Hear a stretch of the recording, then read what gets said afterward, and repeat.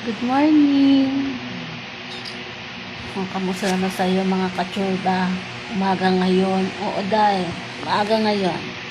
Ang bisita ko. Ito si Gigi. Ito si Lily. Diba? Alam mo, sa totoo lang, meron akong kasama pang pusa. Yung pusa na yun, bigla talaga yan dumating sa amin. Dati, galisin siya. Tapos, gutom siya. Pinangalan ko siya ng Goldie. May mga time na napunta siya sa akin na yung naupo.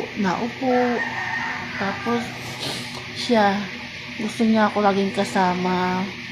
Pag tawag ito, naupo sa akin, tapos kung saan ako pumunta, natabi rin sa akin. Pero, pagdating sa kalsada, hindi siya nasama. Pero itong dalawa nasama. So, sa umaga, ngayon, ito muna ang sinama ko sa loob. Pinapasok ko sa loob. Kasi, nagagalit din ako kay Goldie, yung medyo malaki sa kanila. Kasi, ang hilig mang-away. Oo. Inaaway niya kasi yung dalawang baby. May mga time na, sige, pabayaan ko na nga siya umalis. Kaso hindi siya naalis eh. Oo. Hindi ko naman siya pinipilit umalis. Kaya lang, wag naman awayin yung dalawang baby. Kaya kawawa naman kasi. Ngayon ko lang nalaman na may mga pusa rin pala na mayabang. Na nambubuli din. Oo, ngayon ko lang nalaman. Totoo lang. Yung isa kasi, yung medyo malaki-laki na nakadayo dito sa amin. Lagi ko siya pinapakain. Sabay-sabay lagi sila nakain. Tapos may sarili siyang pwesto. Kanya-kanya silang mahigaan. Gumawa talaga ako.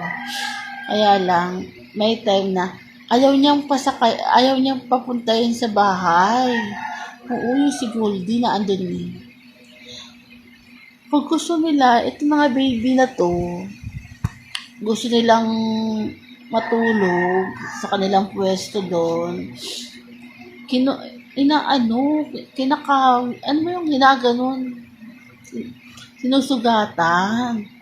Kaya, nakakaawa na ako ang naaawa dahil feeling ko, mas una na nga sila nga yung unang dito sa bahay eh. Siya nga nakapwesto lang. Nakapwesto lang talaga yun. Oo. Galisip talaga yun dati. Diba ko ba napadaan yun dito, tapos hindi na siya umalis. Kasi siguro nakain siya. Kasi itong dalawa talaga, nakakain para tumaba kasi yung dumating to sa amin. Talagang butot balat na. Sobrang kapayatan. Okay lang naman na may dumayo pang isa, si Goldie. Kaso, ang kinagagalitan ko, wag naman awayin to kay mga baby to eh. Hindi naman marunong hindi naman to nakikipag-away sa kanya. Pag inaaway siya ni Goldie itong dalawang baby. Natahimik lang. Hindi siya, ganito lang, ayaw din nila. Kasi nga, ang tapang nga ni Goldie. Marot siya. Buti na nga lang pag napunta siya sa akin sa binte, si Goldie. Mahilig ang pumunta sa akin sa Goldie. Tapos pag nakaganto, nasiksik dito sa mga baby ko, pinapaalis niya. Oo, ayoko naman ang ganun. Parang binubuli na yung mga baby ko. Sila nga ang unang napunta dito eh. Siya, damay na lang. Siya pa ang nambubuli. Kasi ayoko naman ang ganun. Kaya kawawa naman itong mga baby pa to eh. Kaya si Goldie, hindi ko muna pinapasok na andyan lang sa bahay-bahayan. Buti itong dalawa, nandiyan lang sa pinto, nakaabang sa akin. Lagi nakaabang to pag umaga, nakaabang agad itong dalawa. Si Goldie, nasiksik na agad yan pag pasok. Huwag naman kasing ano eh. Akala ko yung mga tao lang ang may mga ano, nagbubuli. Yung pala pati sa puso, nagbubuli din. Oo. Kaya naawa naman ako. Kasi mga baby to eh. Hindi naman to nangaaway. Oo. Wala lang. Napachika lang ako. Kasi umaga na.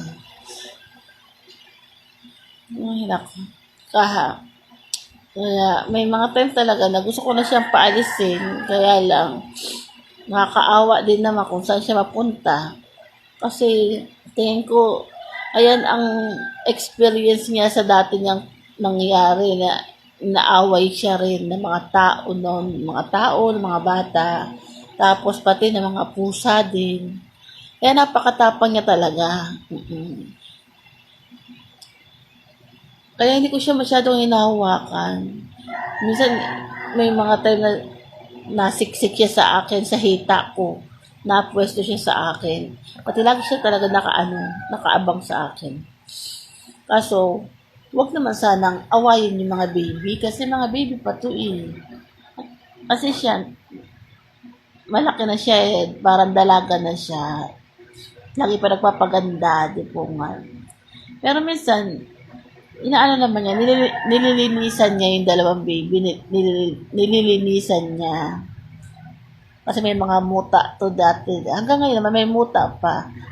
So, ayun, si Goldie ang nag-aano. Kaya lang, na sobrang kaartehan, ay inaaway na yung dalawa.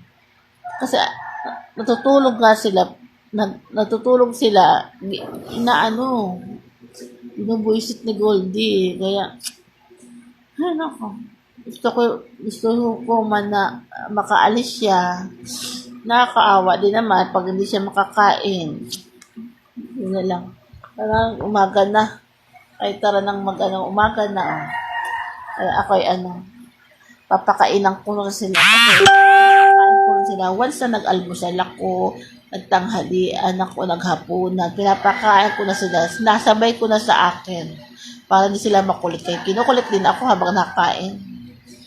Tulog na tulog. Napuyat na naman ata ito kung ano pinaggagawa. Bye na sa inyo. Good morning, guys. Say good morning, guys. Gigi.